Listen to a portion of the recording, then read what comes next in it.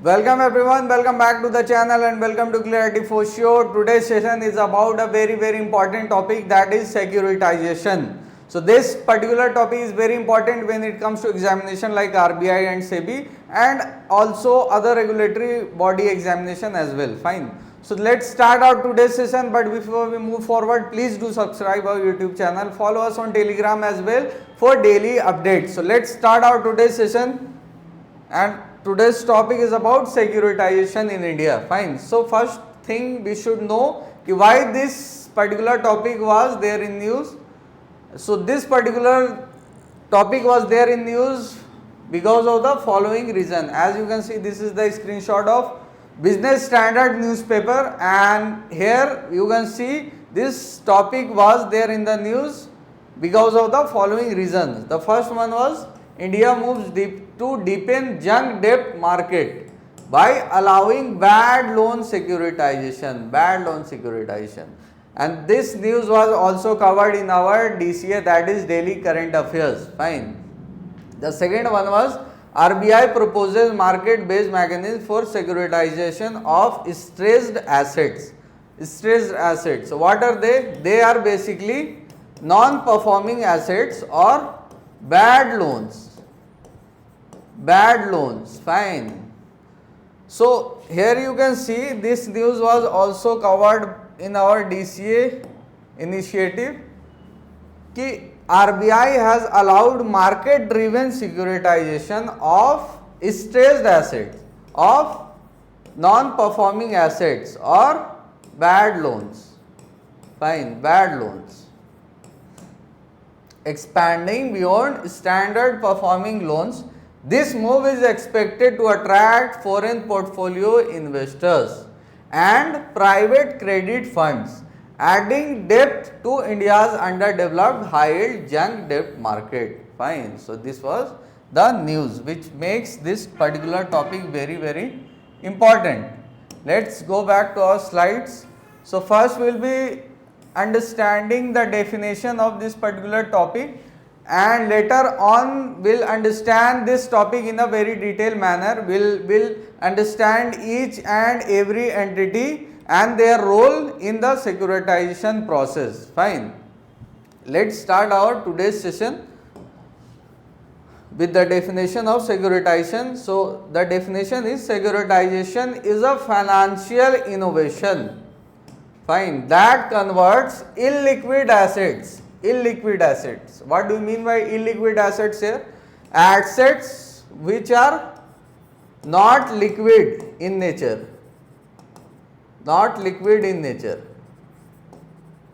Fine. What do you mean by liquid here? Liquid means cash. Fine. And non-liquid in nature, e.g. assets, property and loans. Fine. These are the examples of illiquid assets. So securitization is a financial innovation that converts illiquid assets into tradable securities. What do you mean by tradable securities here? The securities, what do you mean by securities? Bonds. And what do you mean by tradable here? That can be bonds that can be traded in the financial market of India. What do you mean by trade here? Trading means buying and selling of bonds in the financial market of India. Fine. So this was the definition कि securitization is a financial innovation or financial process that converts illiquid assets such as loans, loans into tradable securities. More simply, it is pooling together, non-tradable or hand to trade assets, non-tradable or hand to trade assets such as loans, and issuing securities against these pools. Issuing bonds against these pools. investors subsequently receive return from the underlying assets cash flow. So investors who will buy these bonds, buy these securities, will receive the return. Fine. Common instruments in India are mortgage backed securities and asset backed securities. See, first thing I must tell you is कि banks को मतलब ये process इतना important क्यों है? Fine, bank को इसकी जरूरत पड़ती ही क्यों है? मैं आपको एक सिचुएशन बताता हूं. Suppose there is a bank, suppose क्या बैंक होती है, फाइन, बैंक यहाँ पे है एक, और उसका काम क्या है कि उसको ऑब्वियसली वो लोन देता है और बदले में उसे कुछ अमाउंट ऑफ इंटरेस्ट चाहिए होता है. फाइन, तो बैंक के पास ऑब्वियसली एक certain amount of liquid cash present है. ऑब्वियसली एक certain amount of liquid cash ही है उसके पास. इतना तो नहीं है कि मतलब जितना लोग उससे लोन ले वो देता चले जाए, इतना तो ऑब्वियसली नहीं है, किसी के पास नहीं है. तो एक सर्टेन अमाउंट ऑफ कैश उसके पास प्रेजेंट है. यहाँ तक सब कुछ ठीक है.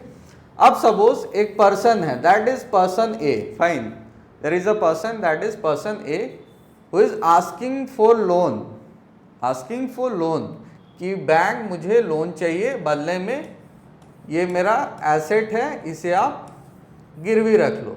फाइन, तो ठीक है, बैंक तैयार हो जाता है कि ठीक है भाई, मैं इतना अमाउंट आपको देने को तैयार है in return of 20% of interest. Fine, यहाँ तक भी सब कुछ ठीक है. अब वहाँ पे एक और पर्सन आता है, that is person B, and he also ask for the same thing. उसे भी लोन चाहिए, बदले में वो अपना प्रॉपर्टी गिरवी रखना चाहता है. फाइन, तो उसे भी बैंक लोन प्रोवाइड कर देता है. अब जो है सिचुएशन ऐसा है कि बैंक के पास लिक्विड कैश खत्म हो गया, बैंक के पास लिक्विड कैश खत्म हो गया, बट अब उसके पास एक और पर्सन आता है, that is person C, and he is also asking for loan. तो अब ऐसा तो नहीं है कि ऑब्वियसली उसे लोन ना दे, this is not the way, and इससे बिजनेस अफेक्ट पड़ेगा. सिक्योरिटाइजेशन जो बैंक का बिजनेस है वो इससे ऑब्वियसली अफेक्ट पड़ेगा, वो उसे मना तो कर नहीं सकता. तो अब क्या सिचुएशन है, यहाँ पे आता है रोल सिक्योरिटाइजेशन का. यहाँ पे रोल आता है सिक्योरिटाइजेशन का, और इस वजह से सिक्योरिटाइजेशन इतना इम्पॉर्टेंट है. आगे हम लोग देखेंगे कि इस सीन के बाद आखिर होता क्या है. जब बैंक अब जब उसके पास लिक्विड कैश खत्म हो जाती है तो वो नेक्स्ट क्या स्टेप उठाता है, उसी प्रोसेस को हम लोग सिक्योरिटाइजेशन बोलते हैं, और वो हम लोग आगे समझेंगे. Fine, so these are the entities which are present over here which play a very important role in the process of securitization. The first one is loans, और basically it is talking about lenders. Fine, lenders, conversion of loans into tradable securities. SPV, that is special purpose vehicle.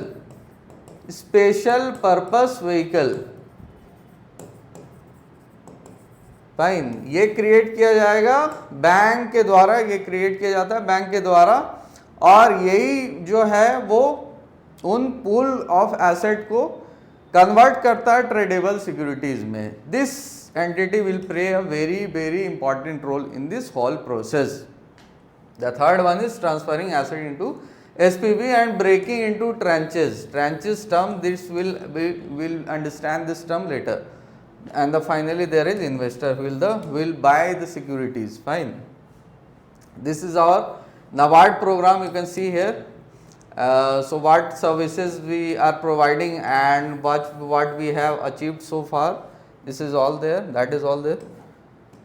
Let's move on to our next slide, that is type of securitization in India. Fine, types of securitization in India. Although there are a lot of type of securitization, but I have mentioned some few of them who are very very important. The first one is mortgage backed securities. Residential housing loan backed securities, they are basically residential housing loan backed securities. The second one is asset backed securities, they are secured by loans, consumer durable loans or personal loans. Fine. The third one is microfinance loan securitization, the micro loan pools to whom? Pools to self help groups. Fine. And finally collateralized debt instrument CDOs, they are various type of debt instruments like bonds and loans. Fine. So that's it for types, and finally we are here, we will be understanding the whole process of securitization in this slide only. Fine. Please pay attention. तो वहाँ तक हम लोगों ने देख लिया था कि जब भी कोई पर्सन किसी बैंक के पास आता है और अब जो है वो बैंक के पास लिक्विड कैश खत्म हो चुकी है। फाइन। अब वो क्या करेगा, अब प्रोसेस आता है सिक्योरिटाइजेशन का। सिक्योरिटाइजेशन बेसिकली प्रोसेस है जहाँ पे इलिक्विड एसेट को लिक्विड एसेट में कन्वर्ट किया जाता है। इलिक्विड एसेट को लिक्विड एसेट में कैसे कन्वर्ट किया जाता है? Through breaking them into tradable securities. Tradable securities means securities और bonds which can be traded in the market. Fine. और वो किसके थ्रू की जाएगी? वो की जाएगी special purpose vehicle. This was the concept. अब हम लोग आगे समझते कि यहाँ पे बैंक है, ठीक है। अब प्रोसेस क्या है कि बैंक के पास अब लोन खत्म हो चुका है, जो लिक्विड कैश है वो खत्म हो चुका है, but still he have some sort of asset. Fine. उसके पास अभी भी एसेट प्रेजेंट है। अब वो क्या करेगा, वो जो लोन इश्यूएंस है, एसेट ओरिजिनेशन, ये बेसिकली लेंडर का बात कर, लेंडर दैट इज बैंक और एनबीएफसी। फाइन। वो क्या करेगा, फॉर्मिंग अ लोन पूल, वो एक पूल बनाएगा, सिमिलर टाइप ऑफ लोन, जिसमें सिमिलर टाइप ऑफ लोन होंगे, जैसे कि मॉर्गेज बैक्ड सिक्योरिटीज। फाइन। तो वो एक ग्रुप बनाएगा जिसमें सिमिलर टाइप ऑफ लोन्स होंगी। Fine. Such as mortgage backed securities. अब वो फॉर्म कर लेता है पूल, ठीक है, पूल बना लेता है। नेक्स्ट जो है उस पूल को नेक्स्ट वो क्रिएट करेगा। क्या क्रिएट करेगा? Creating a special purpose vehicle which will act as an agent on behalf of whom, on behalf of bank. Fine. It will play a third party role और a mediator role in this whole process, creating special purpose vehicle. अब इस special purpose vehicle को ये pooled किया हुआ loan वापस दे देगा। Fine. It will give the pooled loan to SPV, special purpose vehicle, so that it will break them into tradable securities. Fine.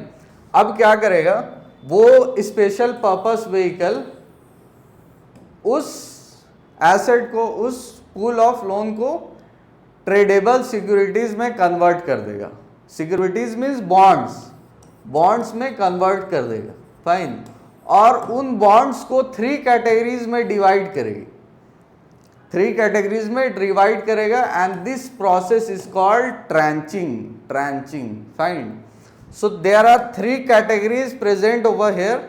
The first one is senior tranche with low risk, जो सबसे कम risk का bonds है। Fine. सबसे कम risk का bonds है वो इस कैटेगरी में आएंगे। कम रिस्क का क्यों? मतलब इसके रीपेमेंट के चांसेस बहुत ज़्यादा है, रीपेमेंट के चांसेस बहुत ज़्यादा है, तो it will be placed on here. The second one is mezzanine tranche, that is medium risk. Fine. So all those bonds, all those securities which having medium risk of repayment will be placed over this category. The third one is junior tranche or high risk. Fine. And the bond or the securities will with high risk will be placed here. So payment सबसे पहले जब भी SPV के पास आएगा, payment obviously आएगा। Payment कैसे आएगा? Payment आएगा जिन्होंने लोन लिया है। फाइन। जैसे पर्सन ए, पर्सन बी और पर्सन ई। ऑब्वियसली अब उसने लोन दिया तो पेमेंट तो करेगा ना भाई, मंथली पेमेंट देगा, तो वो रिसीव किससे होगा? एसपीवी। फाइन। और वो पहला जो investors, the investors which will buy the low risk bond. Fine. जो सबसे लो रिस्क, जो सीनियर ट्रेंच है, सबसे पहले पेमेंट इनको मिलेगी, and then mezzanine tranche, then junior tranche. Fine. यहाँ तक सब कुछ क्लियर है? अब हम लोग समझते हैं कि सीनियर ट्रेंच मतलब ऑब्वियसली जो सीनियर ट्रेंच है सबसे लो रिस्क रहेगा, इसका मतलब इसमें लो interest rate. Fine, low interest rate. Junior trench high risk with high interest rate. जितना ज्यादा रिस्क उतना ज्यादा इंटरेस्ट रेट. फाइन, कॉन्सेप्ट बिल्कुल क्लियर है. अब जो नेक्स्ट प्रोसेस है वो क्रेडिट इन्हांसमेंट का है. अब इन सिक्योरिटीज को थर्ड पार्टी एश्योरेंस और इंश्योरेंस प्रोवाइड की जाएगी to make this securities more attractive और make this securities more attractive and safer. Fine, इस वजह से उन्हें थर्ड पार्टी सिक्योरिटीज प्रोवाइड की जाएगी. Fine. Then there is finally the role of credit ratings. अब इन जो थ्री ट्रेंचेज है जो बॉन्ड्स है, जो सिक्योरिटीज है, वो रेट की जाएगी किनसे? थर्ड पार्टी रेटिंग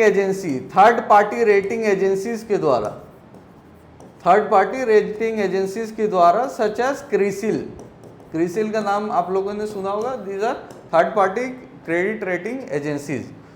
वो रेट करेगी उन बॉन्ड्स को, इन सिक्योरिटीज को based on the risk they have and the risk of repayment they have. Fine. और उस रेटिंग के हिसाब से ए मतलब ट्रिपल ए जो है, मतलब सबसे लोअर रिस्क वाली बॉन्ड इस कैटेगरी में रखी जाएगी. Then there is double B, then there is double A. Fine. And finally these securities will be sold to investors को वो सिक्योरिटीज बेच दी जाएगी और बदले में जो कैश है वो कैश दे दी जाएगी एसपीवी को. फाइन, एसपीवी को. ऑब्वियसली इन्वेस्टर बॉन्ड्स परचेज किया तो बदले में उसे कैश तो देना पड़ेगा ना भाई. वो बॉन्ड जब परचेज करेगा तो बॉन्ड का मतलब क्या होता है? बॉन्ड का मतलब यही होता है कि अगर उसका एक मैच्योरिटी पीरियड कंप्लीट होता है तब उसका जो प्रिंसिपल अमाउंट होता है वो पे किया जाता है, एंड जो मंथ वाइज उसका जो इंटरेस्ट रेट होता है वो पे किया जाता है. फाइन, ये कॉन्सेप्ट है बॉन्ड का. तो बॉन्ड जब इन्वेस्टर्स खरीदता है तो उसके बदले में वो कैश देता है. फाइन. तो कैश पहुंच गया किसके पास? एसपीवी के पास. कैश पहुंच गया एसपीवी के पास. एसपीवी ने दे दिया किसको? बैंक्स को और एनबीएफसीज को. फाइन. अब एनबीएफसी जो है, जो बैंक जो है जिसे लोन देना था पर्सन सी को, अब वो इजली उसे लोन दे सकता है लिक्विड कैश के फॉर्म में. इसमें सारा प्रॉब्लम, सारे एंटिटीज का सारा प्रॉब्लम सॉल्व हो गया. अब क्या होगा? सी जो है जो पेमेंट करेगा, फाइन, सी जो है मंथली पेमेंट करेगा, वो जाएगा एसपीवी को, और एसपीवी जो है based on the tranches will pay to investors.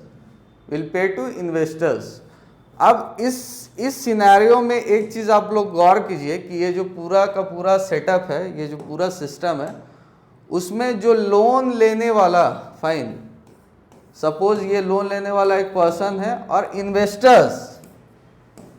Investors जो है वो भी एक पर्सन है. बाकी का रोल जो है वो सारा प्ले हो रहा मीडिएटर के द्वारा. फाइन. जैसे कि इन्वेस्टर जो है, एसपीवी जो है, फाइन, वो सिक्योरिटीज को, मतलब जो बॉन्ड है उसको सेल करता है किसको? इन्वेस्टर्स को 8% के इंटरेस्ट रेट में. फाइन. एंड वही जो अमाउंट है वो उसे देता है किसे? लेंडर्स को, बैंक और एनबीएफसीज को 10% के अमाउंट में. एंड देन जो पर्सन है उसे दिया जाता है बैंक के द्वारा वही सेम चीज़ 12% के इंटरेस्ट रेट पे. फाइन. तो सब अपना अपना मार्जिन रखा हुआ है. तो बेसिकली इसमें हो क्या रहा है? एक पर्सन ही है, द इन्वेस्टर, वो भी एक पर्सन ही है. एक पर्सन हेल्प कर रहा to pay the loan to whom? To the person. बाकी का सारा जो है, सारा ये mediators. Fine. These are the mediators. Investor से पैसा लिया जा रहा, उसे वापस दिया जा रहा है किसे? फिर से एक पर्सन को लोन के रूप में, और उससे जो पेमेंट लिया जा रहा है in the form of principal and interest, वो वापस बीच का जो अमाउंट है उसे रख के वापस दे दिया जा रहा है इन्वेस्टर्स को. This was the whole process of securitization. तो अब आपको समझ में आ गया होगा ये इतना इम्पॉर्टेंट क्यों है, बैंक्स के लिए स्पेशली ये इतना इम्पॉर्टेंट क्यों है, पूरा इकोनॉमी के लिए ये इतना इम्पॉर्टेंट क्यों है। Fine, here you can see the whole process is being written over here, the steps of securitization. Loan issuance, origination, bank NBFC give out loan, fine, similar type of loan give out करती है, forming a loan pool, similar type of loan को एक pool बनाया जाता है, fine, एक group बनाया जाता है, creating SPV, that is special purpose vehicle, fine, special purpose vehicle create किया जाता है, separate legal entity created, transferring asset to SPV, loan sold to SPV, fine, special purpose vehicle में जो लोन, जो पूल किया हुआ लोन है उसे भेज दिया जाता है। ट्रेंचिंग द पूल, ट्रेंचिंग हमने देखा, medium low risk, medium risk, high risk, credit enhancement, act safeguard, insurance add की जाती है उसे सिक्योरिटीज़ को और सेफर बनाने को। Credit ratings, rated by agency, fine, credit third party rating agencies के द्वारा रेट की जाती है। And then selling to investors, SPV issue securities, mutual funds, pension funds, fine, and then paying investors, paying borrowers repayments, SPV, the first one to be paid is senior, then mezzanine, and then finally junior, fine. So this was the whole concept of securitization. So what are the regulatory framework under which securitization is being regulated? The first one is RBI guidelines on securitization of standard assets 2021, SEBI, the SEBI Act of 1992 and Securities of Exchange Board of India Securitization Regulation Act of 2008, and then there is finally SARFAESI Act of 2002, fine. What are the advantage of securitization? Liquidity for lenders, जो bank और NBFCs है उनको तो liquid मिल गया, तो this is obviously an advantage for them. NBFC and mutual fund interest release capital and recycle fund for new loans, नए loans के लिए वापस से फंड उन्हें मिल गया, वो वापस से लोन देंगे, परसेंट जो आएगा वो रखेंगे बीच के, and then will forward to SPV। Diversified risk for investor, it is obviously and risk for investors whom? Investors of securities, the one who is buying securities. Trenching allows investor to choose risk profile, fine। यहाँ पे कुछ और बोल रहा है, actually क्या है कि diversified risk for investors, investors जो है, ठीक है, इन्वेस्टर्स जो है, जो भी जैसा भी रिस्क लेना चाहते हैं वो उसके हिसाब से ले सकते हैं, क्योंकि ट्रांचेस में ऑलरेडी उन्हें कैटेगराइज कर दिया गया। Those securities are already categorized under categories, various categories, fine. So tranching allows investor to choose risk profile, obviously risk profile की आप कितना परसेंट, अगर आपको बहुत ज़्यादा रिटर्न का ये है, आपको बहुत ज़्यादा रिटर्न चाहिए तो obviously we will go for the higher risk securities with higher risk. अगर आपको लो रिटर्न या फिक्स्ड रिटर्न चाहिए तो you will go for the securities with lower risk, fine। So it is obviously diversifying the risk for investors। The third one is access to retail loans, investors gain exposure to retail lending without originating loans, boost financial inclusion, finally facilitates increased availability of credit in underserved and semi urban regions। underserved और semi urban regions में जो है financial inclusion के रूप में इस चीज़ को promote किया जाता है, फाइन, इस चीज़ को देखा जा सकता है। Then there is obviously challenges and risk, lack of transparency is there, limited disclosure and asset quality information, जो इंफॉर्मेशन आपको एसेट की क्वालिटी की दी जा रही है वो दी जा रही है SPV से एंड क्रेडिट रेटिंग एजेंसी से, क्रेडिट रेटिंग एजेंसी से, fine, and they both are the third party players, fine. तो obviously there are lack of transparency, जो उनके तरफ से आ रहा, जो वो रेट कर रहे बॉन्ड्स को, वही आपको मानना होगा और उसी बेसिस पे आपको इन्वेस्टमेंट करनी होगी। Second one is credit risk of default on underlining assets, obviously risk of default is always there, complexity and mispricing, tranching and credit enhancement can mask true asset risk. जैसे कि मैंने बताया कि ट्रांचिंग जो है उससे रिस्क और बढ़ सकता है, क्योंकि अगर आप देख रहे तो कोई भी चीज़, this is based on the rating of SPV as well as credit rating agencies, credit rating agencies उनके द्वारा रेट की जाती है ट्रांचेज, उसके बेसिस में इन्वेस्टर जो है इन्वेस्ट करते हैं. Fine. Prepayment risk, prepayment loss, interest income for whom, for investors. Fine. So that's it for this particular topic, and there is an MCQ which is related to this particular topic. So the question is, which of the following best explains a systematic risk associated with securitization, particularly when structured finance instruments like mortgage-backed securities and asset-backed securities dominate credit market. Fine. So this is the question. The options are: securitization encourage excess liquidity in capital markets which reduces lending capacity. This was the first statement. The second one is: the process relies entirely on a central bank regulation which limits financial innovation. The third one is: by transferring credit risk through tranching and opacity in underlying asset pool, securitization can be disconnect risk from accountability, amplifying market vulnerabilities. The fourth one is: securitization reduces the need for loan and underwriting, enabling banks to rely on direct retail investors for risk assessment. Fine.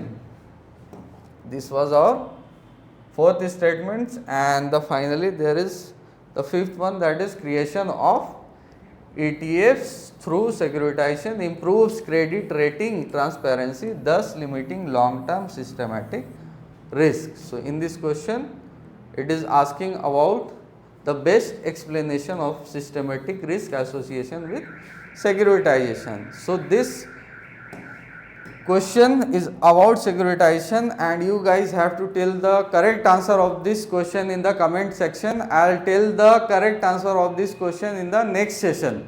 Fine. But you guys have to comment down the answer, the correct answer here.